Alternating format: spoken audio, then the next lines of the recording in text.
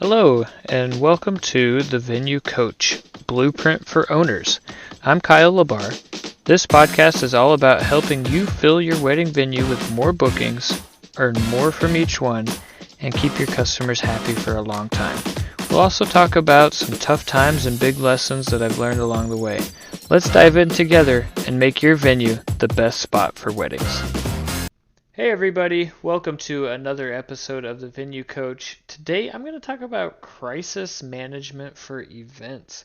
Now this is a topic that fortunately we haven't had to really deal with, but it's something to consider. So I'm just going to talk about the thought processes that I have and just the way that we're approaching this for our venue. So when I'm talking about crisis, I'm thinking of medical emergencies. I'm thinking of catastrophic weather, so hurricanes or tornadoes, that sort of thing. And it really that those are the big ones. Technical failures kind of fits in there, but it's not like a catastrophic crisis, that sort of thing. But really, it's weather or medical. And so, what do you do? How do you handle it? Are you prepared for it? That sort of thing. So the key here is you're the venue owner and you know your property better than anybody else. So it's important to help keep everybody safe if something was going crazy. So um, regardless, you need to just figure out the risk level that is inherent in your location. So everybody's got these types of risks. If you think about weather, if you're in Florida, you got hurricanes. If you're here in Texas or in the Bible Belt or in the Midwest, you got or not hurricanes. Well, sometimes a hurricane like in the Gulf Coast, or you can get tornadoes, huge windstorms, hail, sleet, everything in between. So there's the weather, and what are you doing? How are the road conditions? Can people get home safely? Is your roof going to blow off? Is there a good shelter spot?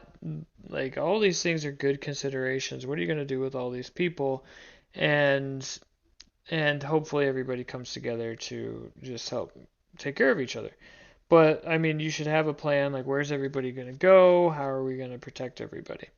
And then on the other side, a medical emergency, it's a possibility. I mean, you have people eating, they could choke. You have old people who could, collapse from a heart attack, or anybody. And it really, thank goodness we haven't had any medical emergencies happen at any of our events. But it's something to consider. And are you in a spot? Do you have cell service at your venue? How do you have a landline? If not, and are you able to get in contact with emergency services? So those are good considerations. And then, of course, if there's like a fire or things like that, then you want to have fire suppressant capabilities and again access to emergency services. So the biggest thing is just having a good plan in place. So who's going to do what you're going to do, and who carries responsibility for different things. And so, like, for instance, if somebody were to get hurt, who's calling 911? There might be plenty of people who are going to do it, but you want to have somebody who is dedicated to it, so there's not this, oh, I thought so and so was doing it. No, I didn't. I thought you were doing it. We want to avoid that miscommunication, and we want to avoid any confusion.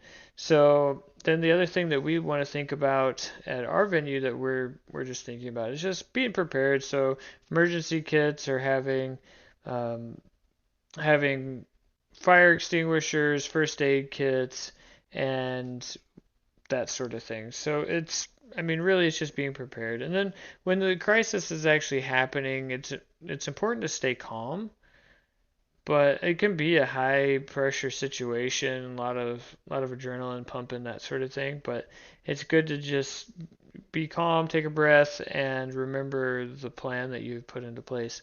So afterwards, then once it's over, then you can go back and just talk about, hey, what went well, what could we have done better? And that's the thing. Anytime something like that happens, you never know when it's going to happen, and sometimes it's just a punch in the gut.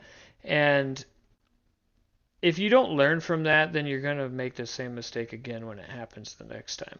So I'm always a huge fan of what did we learn from this? Like, what was the big takeaway?